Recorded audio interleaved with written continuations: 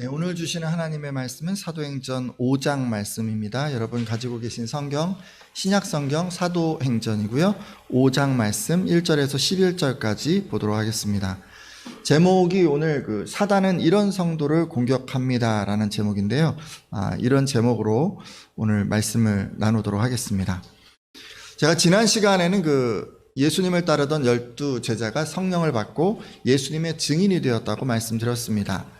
그러니까 예수님께서 부활하신 후 첫 오순절에 성령 하나님께서는 120명의 제자들에게 외국어 방언의 능력을 주셔서 복음을 전하게 하셨고, 그 후에는 40년간 안진뱅이였던 사람을 치유하심으로 복음 전파의 여건을 조성해 주셨습니다. 그래서 예수님의 12제자, 우리들은 이 사람들을 이제 사도라고 특별히 또 칭하기도 하죠. 그래서 이 12사도가 세운 예루살렘 교회는 수천 명 이상 모이는 큰 규모의 교회로 성장하게 되었습니다. 그리고 예루살렘 교회는 복음만 잘 전하는 것이 아니라 하나님과 이웃을 사랑했습니다. 그러니까 사랑하되 말과 혀로만 사랑한 것이 아니라 행함과 진실함으로 사랑했습니다. 이들이 사랑을 실천한 예로 예루살렘 교회 성도들은 자기 소유를 팔아서 교회에 헌금했습니다. 네, 이 사람들이 왜 그렇게 한 거죠?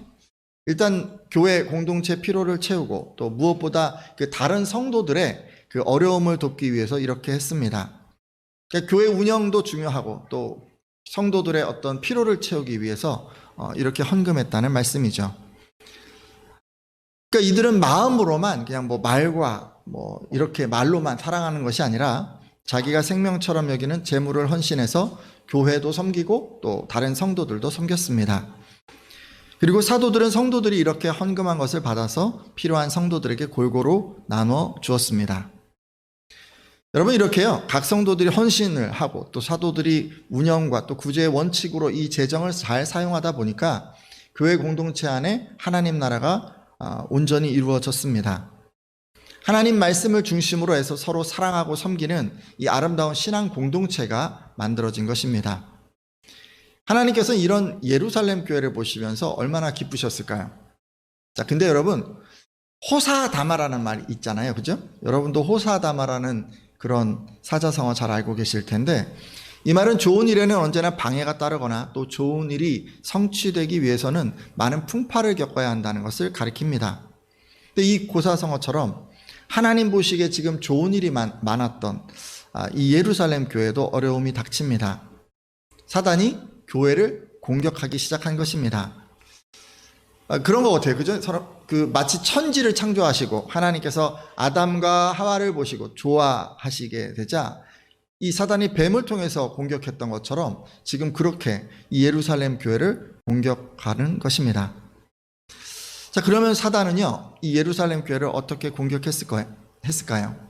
도대체 어떤 상황에서 공격을 한 것이고 또 어떤 성도가 공격의 대상이 되었을까요? 오늘은 이 부분에 대해서 나누면서 설교를 시작하려고 합니다. 여러분, 근데 사단의 공격에 대해서 저희가 이제 논하기 전에요, 먼저 예루살렘 교회에서 모범이 되었던 한 사람을 소개하려고 하는데요. 사도행전 4장 36절에서 37절까지 말씀 한번 같이 읽도록 하겠습니다. 사도행전 4장이고요. 36절에서 37절까지 말씀입니다. 구브로에서 같이 읽겠습니다. 시작. 구브로에서 난 레위족 사람이 있으니 이름은 요셉이라. 사도들이 일컬어 바나바라. 번역하면 위로의 아들이라 하니 그가 밭이 있음에 팔아 그 값을 가지고 사도들의 발 앞에 두니라. 아멘. 여러분, 말씀을 보니까 구브로라고 나오잖아요. 그러니까 이 구브로는 지금으로 치자면 키프로스 섬이에요. 사이프러스라고 하기도 하는데, 이 지중해 안에 있는 키프로스 섬에서 태어난 레위인 요셉을 지금 소개하고 있습니다. 구브로라고 하는 데서 난 것으로 봐서 요셉의 부모는 고향을 떠나 외국에 가서 정착한 디아스포라 유대인이었던 것 같습니다. 그런데요, 그가 자기 소유의 밭을 팔아서 사도들의 발 앞에 두었다라고 합니다. 자, 근데 이게 다가 아니었죠. 요셉이 얼마나 진실되게 교회 공동체를 위해서 헌신했던지 사도들은 그에게 위로의 아들이란 뜻의 바나바라는 별명을 붙여 주었습니다. 아마 모르긴 해도 그 후로 요셉은 모든 성도들에게 바나바라고 불리지 않았을까 생각해 봅니다. 이 요셉은요, 신앙을 갖고 나서 이제 교회 공동체에 들어오게 됐는데 자기 이름이 그냥 이렇게 바뀌어져 버린 거예요. 자, 제가요 지금 방금 그 사도들이 요셉의 이름을 바나바라고 불렀다라고 했는데 이게 뭘 의미할까요? 구약 창세기를 보면 하나님께서는 아브라함의 이름을 아브라함으로 바꾸어 주셨습니다. 바꿔주신 이름인 아브라함은 여러 민족의 아버지라고 하는 그런 뜻인데 그 이름에는 아들을 주시겠다라고 하는 하나님의 약속이 담겨 있었습니다. 그러니까 앞으로 아브라함을 통해서 이루실 하나님의 계획을 그의 이름 속에 담아 주신 것입니다. 그리고 그의 손자인 야곱을 보면 그 야곱도 이스라엘이라고 이름을 바꾸어 주셨습니다. 혹시 여러분 이스라엘이라고 하는 이름의 뜻 알고 계신 분 계십니까? 이스라엘은 하나님과 사람들과 겨루어서 이겼다라는 그런 뜻인데요. 사실 그 형 에서가 두려워서 이 야곱은 야복강을 건너지 못하고 이렇게 있었는데 나루토에서 뭐 벌벌 떨고 있지 않았습니까? 근데 하나님을 만나서 이렇게 이름이 바뀌고 그는요 형 에서를 두려워하지 않는 사람이 되었습니다. 자, 이 두 경우 제가 말씀드렸는데 이름이 바뀌고 나서요 그 후에 뭐 아브라함 같은 경우는 믿음이 생겨났고 또 야곱 같은 경우는 담대함이 생겨났습니다. 예수께서 시몬의 이름을 베드로로 바꿔주시는 경우도 마찬가지인 것 같은데 예수님께서 시몬의 이름을 반석이라고 하는 뜻의 베드로로 바꿔주셨지만 실제로 그가 반석과 같은 믿음을 갖기까지는 좀 오랜 시간이 걸렸습니다. 그러니까 먼저 이름이 바뀌고 나서 그 뒤에 시간이 쭉 흘러가면서 그 이름처럼 이 사람들이 변화된 것입니다. 여러분 이런 것처럼요 대부분의 경우는 사실 하나님이 이름을 먼저 바꿔주세요. 그리고 변화가 나중에 일어납니다. 사실 그런 거 같아요. 하나님은 미래의 일을 다 알고 계시고 또 그렇게 이끌어 가시기 때문에 바꿔질 그 모습을 내다보시면서 뭐 지금 현재는 뭐 의심도 하고 두려워도 하고 또 부인도 하고 뭐 이렇게 한다 할지라도 미리 이렇게 이름을 바꿔주시는 것이 가능한 것 같습니다. 하지만 사람들은 그렇게 할 수 없잖아요. 그렇죠? 왜냐하면 사람은 미래를 알 수 없기 때문이죠. 그래서 우리들은 만약에 이제 우리가 이름을 바꾼다 하면 어떻게 하냐면 현재를 반영해서 이름을 바꿉니다. 그러니까 현재 모습 속에 보여지는 성품과 업적을 반영해서 별명을 짓는다는 그런 말씀이죠. 따라서 그런 의미에서 지금 사도들이 요셉에게 바나바라는 별명을 지어주고 불렀다는 것은 그가 교회 공동체 안에서 위로하는 사람으로 인정받았다는 것을 의미합니다. 아마 모르긴 해도 어떤 성도든지 그를 만나기만 하면 말씀과 기도와 권면을 통해서 위로받았던 것 같습니다. 그래서 사람들이 또 사도들이 지금 바나바라는 별명으로 불렀던 것입니다. 자, 그럼 우리는 이게 도대체 뭘 의미할까요? 우리 입장에서 비슷한 상황을 한번 가정해 보려고 하는데 예를 들어서 우리 교회에요 정말 신앙생활 열심히 하는 분이 있는 거예요. 뚜렷한 우선순위를 가지고 늘 하나님과 교회 공동체를 위해서 헌신하시는 성도님이 계신 거예요. 그래서 제가요 그 성도님에게 신최애 성도라고 이름을 지어드렸습니다. 신최애. 제가 방금 신최애라고 했는데 제가 신가라서 그런 건 아니고요. 여기서 신은 이제 하나님을 의미하고 최애는 최고로 사랑한다는 그런 의미입니다. 그러니까 교회에서 신최애라는 그런 별명을 갖는 것은 하나님을 최고로 사랑하는 성도라는 그런 별명을 얻게 된 것이죠. 제가 지었는데 어떤가요? 좀 그럴싸한가요? 여러분 좀 다 웃어 넘기시네요. 자, 근데 한번 생각해 보죠. 제가요 신최라는 별명으로 이 성도님을 자꾸 부르는 거예요. 다른 성도들도 그렇게 그 성도님을 부르는 거예요. 그러면 이것을 바라보는 다른 여러 성도님들은 어떤 마음이 생길까요? 나도 공동체에서 그리고 뭐 목사님으로부터 이런 신최라는 이름으로 별명으로 불리고 싶다라는 생각이 들지 않겠습니까? 그래서 자신도 하나님을 가장 사랑하는 사람이 되려고 이렇게 한번 힘써 노력하지 않겠습니까? 저는 그럴 거라고 생각을 하는데 만약 이런 식으로만 된다면 사실 문제될 것이 없어요. 왜냐하면 이렇게 신최라고 부른 것이 다른 성도들의 신앙에 도전이 되기 때문입니다. 이렇게만 될 수 있다면 이렇게 신앙생활 잘하는 분을 칭찬하고 신최라는 별명까지 지어드린 것이 다른 성도들의 신앙에 도움을 줄 수도 있을 것입니다. 근데 이런 형편은요, 그 당시도 비슷하지 않을까 싶어요. 사도들이 요셉을 바나바라고 하는 별칭으로 부를 때에도 마찬가지였을 것입니다.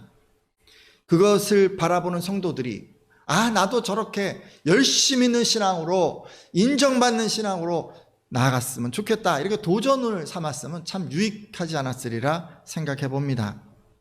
근데 문제는 바로 그런 상황에서 사탄이 성도들을 미혹한다는 데 있습니다. 바로 아나니아라는 성도가 사탄에게 미혹된 성도인데요. 일단 이 사람이 꼬임에 어떻게 넘어갔는지 말씀을 통해서 한번 보려고 합니다. 사도행전 5장 1절에서 2절까지 말씀인데요. 뒤에 나오나요? 사도행전 5장 1절에서 2절까지 말씀인데 제가 읽도록 하겠습니다. 아나니아라 하는 사람이 그의 아내 삽비라와 더불어 소유를 팔아 그 값에서 얼마를 감춤해 그 아내도 알더라. 얼마만 가져다가 사도들의 발 앞에 두니. 아멘. 여러분, 예루살렘 교회에 아나니아라는 성도가 있었습니다. 아내 이름 아까 뭐라 그랬죠? 삽비라. 삽비라라고 하죠. 자, 이 부부가요, 그 바나바가 그랬던 것처럼 똑같이 이들도 자기 소유를 팔았고 또 그것을 가져다가 사도들의 발 앞에 두었습니다. 사실 여기까지만 보면 똑같지 않습니까? 근데 다만 한 가지 차이가 있었죠. 뭔가요? 아나니아는 그중 얼마를 감췄습니다. 자, 그러자요, 이 베드로가 이 아나니아를 꾸짖게 되는데 사도행전 5장 3절에서 4절까지 말씀입니다. 여러분 한번 사도행전 5장 3절에서 4절까지 말씀인데 좀 길지만 같이 한번 읽어주시겠어요? 베드로가 이르되, 시작. 베드로가 이르되, 아나니아야 어찌하여 사탄이 내 마음에 가득하여 내가 성령을 속이고 땅값 얼마를 감추었느냐? 땅이 그대로 있을 때에는 내 땅이 아니며 판 후에도 내 마음대로 할 수가 없더냐? 어찌하여 이 일을 내 마음에 두었느냐? 사람에게 거짓말한 것이 아니요 하나님께로다. 아멘. 자, 베드로는 어째서 당신은 마음에 사탄이 가득하여서 성령님을 속이고 땅값의 일부를 감추었습니까? 라고 꾸짖습니다. 잠시 베드로의 말을 보면요, 이들이 이렇게 거짓말한 것, 왜 그렇게 한 거라고 지금 얘기하고 있습니까? 사탄이 마음에 가득해서 그랬다고 합니다. 한마디로 지금 사탄의 미혹에 넘어갔다는 그런 말씀이죠. 그러면서 당신은 사람에게 거짓말한 것이 아니라 지금 하나님에게 거짓말한 것입니다 라고 말하게 되는데, 지금 다 읽지는 않았지만요, 여러분 이어지는 말씀을 보면 이 말을 듣자마자 아나니아는 바로 그 자리에서 쓰러져 죽습니다. 그러자 이제 젊은 성도들이 이 아나니아의 시체를 메고 나가서 장사를 지내게 되는데, 자, 이런 일이 있고 나서 한 3시간 좀 지났던 거 어때요? 아나니아의 아내 그 삽비라도 이 교회 공동체에 들어왔습니다. 그동안 남편 아나니아에게 일어난 일은 전혀 알지 못한 채 말이죠.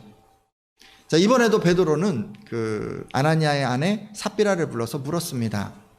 그대들의 판 땅값이 이것뿐이요, 어디 말해 보시오 라고 그렇게 얘기를 했습니다.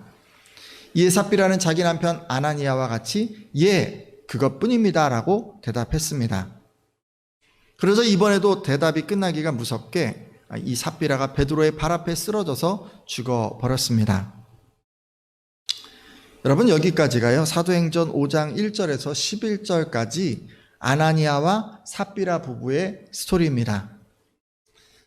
사실 찬찬히 이렇게 한번 돌아보면요, 온 가족이 예수님을 구주로 믿었고 교회 공동체에 들어왔는데, 그리고 예배도 잘 참석하고 함께 생활하고 자기가 가진 소유를 하나님께 드리기까지 했는데 결국 사단의 꼬임에 넘어가서 이렇게 심판에 이르게 되다니, 이게 정말 슬픈 이야기가 아닐 수 없습니다. 우리 같으면 어떤 것일까요?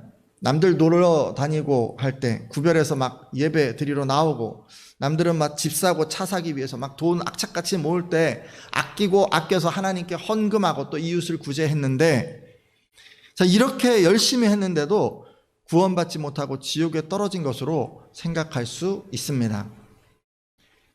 정말 이거요, 생각하면 생각할수록 억울하고 답답한 일이에요. 똑같이 신앙생활을 했는데 이렇게 되다니 이게 너무 좀 답답한 일 아닙니까? 아니 왜 이들 부부는 이렇게 행동했을까요?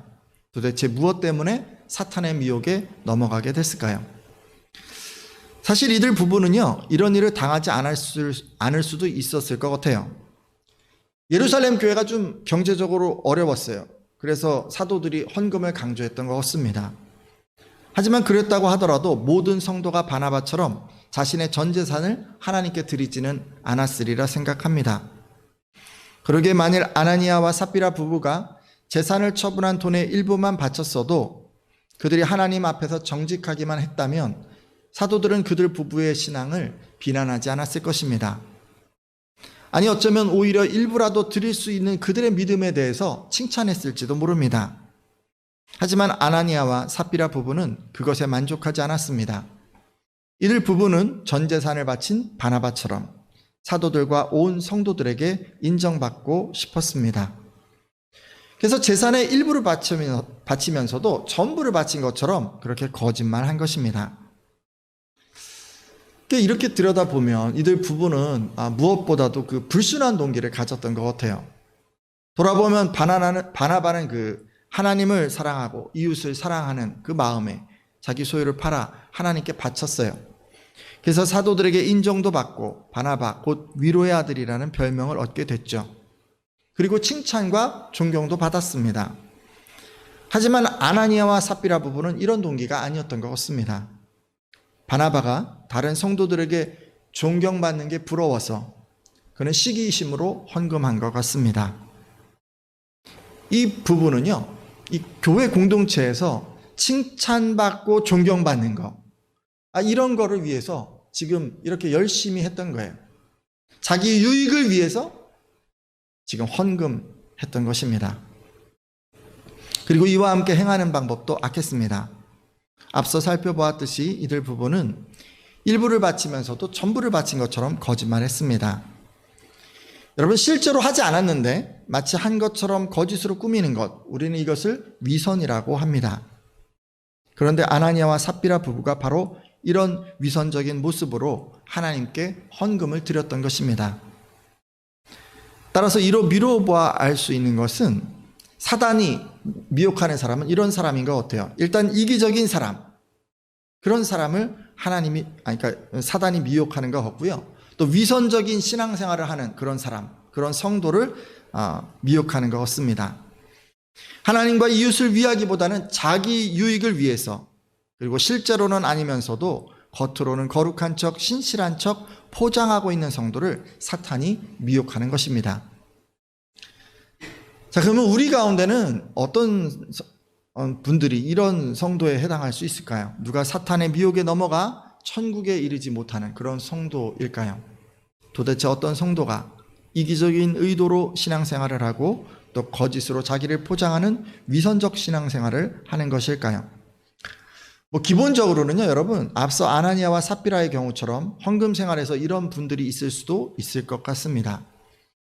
하지만요, 꼭 헌금만 갖고 이런 문제가 있는 건 아니잖아요. 그렇죠? 좀 더 생각해 보면요. 예전에 그 열심을 다해서 그 교회 봉사하는 그런 청년들 가운데도 이런 모습을 볼 수가 있었는데, 여러분 그렇지 않나요? 한 마음으로 신앙생활하고 또 믿음의 가정을 이루고자 하는 마음에 이 많은 청년들이 교회 안에서 배우자를 찾고자 합니다. 선한 동기에서 더 성장하고자 노력하고 또 예비하신 배우자의 만남의 축복이 임하도록 기도하면서 교회 공동체 안에서 이렇게 배우자를 찾는 모습은 귀한 모습이라고 생각합니다. 실제로 저는 많은 청년들이 이런 과정을 통해서 신앙이 성장하고 또 그러는 가운데 하나님이 허락하시는 그 만남의 축복을 누리는 것을 확인할 수 있었습니다. 하지만 여러분, 간혹요, 신앙적으로 더 성장하려는 결단과 노력 없이 그저 교회에서 마음에 드는 배우자를 만나기 위해 자신의 진짜 모습을 숨기고 겉으로 보기에 그럴싸하게 신앙을 포장하는 그런 분들이 있으신데, 이런 분들은요, 지금 이기적인 동기로 위선적인 신앙생활을 하는 예가 될 수 있습니다. 실제로는 부족했던 이전의 모습을 청산하려고 하지 않고 결혼하고서는 예전처럼 그냥 세상 방식을 따라 살아갈 것임에도 오직 배우자를 만나기까지는 신실한 것처럼 자기 신앙을 포장하는 것이 이에 해당합니다. 그렇기 때문에 이런 청년은요, 일정 기간 예배에 모범적으로 참석하거나 남들은 좀처럼 엄두도 못 내는 교회 봉사를 하기도 합니다. 결혼 전까지 몇 년만 참자, 이런 생각으로 하는 거죠. 반면에 그 자신의 본래 모습은 어떻게든 숨겨야 하기 때문에 이전의 부끄러운 과거에 대해서 이야기가 나오면 얼버무려 넘어가고, 결혼 후에는 이렇게까지 열심히 교회를 섬길 생각이 없기 때문에 부부가 함께 교회를 섬기는 이런 얘기가 나오면 슬쩍 피해버리거나 두루뭉술하게 대답해 버립니다. 정말 이런 청년이 있을까 싶으시겠지만 안타깝게도 저는 자매 경우에도 형제 경우에도 이렇게 신앙을 포장해서 결혼에 이르는 경우를 여러 보았습니다. 그리고 장년들 경우에는요, 이런 경우가 있어요. 직분을 받기 위해서 열심을 다하는 분들이 간혹 계세요. 하나님의 몸된 교회와 지체들을 섬기고 싶은 마음에 시간과 노력을 들여서 헌신하는 것이 아니라 교회 공동체 안에서 자신의 권위를 인정받고 또 성도들로부터 존경을 얻고 싶은 마음에 이 직분을 얻으려고 헌신하는 분이 계시다는 말씀입니다. 그러다 보니까 이런 분들도 실제로는 아니면서도 신실한 것처럼 신앙생활합니다. 가장 흔한 모습은 이런 것 같더라고요. 다 그런 건 아니겠지만 목사님에게 과도하게 좋은 관계를 형성하려고 하세요. 왜 이렇게 하세요? 그래야 임직자 후보 추천을 받을 수 있기 때문에 그런 거 아니겠습니까? 그러니까 모든 예배 다 참석하고 또 주로 성가대나 전도회나 이런 큰 영향력 있는 조직에 몸을 담고 인정을 받으려고 애를 쓰십니다. 그리고 무엇보다 성도들의 경조사에 다 참석하시죠. 왜 이렇게 하는 거예요? 성도들의 표를 많이 얻을 수 있으니까요. 근데 우리는요, 누가 그런 분인지 사실 알 수가 없어요. 이게 아는 게 쉽지가 않아요. 왜냐하면 그렇게 신실한 마음으로 이렇게 하는 분들도 계시기 때문에 그렇습니다. 다만요, 여러분, 왜 제가 이 말씀을 드리냐면 지금 알 수는 없지만 직분 받잖아요. 그러면 그 후에는요, 열심히 과도하게 확 식어버리는 분들이 종종 있어요. 그전 같지가 않으신 거예요. 아무리 봐도. 그래서 이런 분들이 존재한다는 것을 우리는 알 수가 있습니다. 여러분, 이 밖에도 매출에 도움받기 위해서, 정치적인 지지층을 확보하기 위해서, 필요한 인맥을 형성하기 위해서 교회를 선택하고 또 교회에서 영향력을 발휘하고자 실제로는 그렇지 않으면서도 신실한 것처럼 보이려고 애쓰는 그런 경우도 다 마찬가지입니다. 제가 이런저런 예를 들었지만요, 어떤 경우든 하나님을 사랑하고 이웃을 사랑하기보다는 그 이기적인 의도로 신앙생활하고 또 자기가 원하는 것을 얻기 위해서 실제로는 아니면서도 겉으로는 마치 그런 것처럼 포장한다는 면에서 사실 아나니아와 삽비라 부부의 모습과 다를 바가 없습니다. 이렇게 아나니아와 삽비라 부부 앞서 살펴봤잖아요. 어떻게 되죠? 사단의 미혹에 넘어가기가 쉬워요. 이렇게 신앙생활을 하시게 되면 지금은 안 했지 모르지만 사탄의 미혹에 넘어가서 여러분 어떻게 되실지 몰라요. 미래를 제가 장담할 수가 없습니다. 지금까지 사탄은 부흥하고 성장하는 교회에서 칭찬받고 인정받는 사람들이 있는 교회에서 역사한다는 것을 제가 말씀드렸어요. 특별히 이 사탄은 이기적인 목적으로 위선적 신앙생활을 하는 성도에게 다가가고 또 미혹해서 넘어뜨린다는 것을 알게 되었습니다. 따라서 혹시 자신의 모습 가운데 이런 면이 있다면 속히 돌이켜 주시고 또 교회 공동체에서 헌신하거나 하나님 앞에서 사역을 감당하실 때는 바나바처럼 늘 선한 목적과 방법으로 헌신하겠다고 이렇게 결단해 주십시오. 여러분, 이렇게 여러분 기도하는 분들마다 바나바 같은 신앙인이 다 되시리라 믿습니다.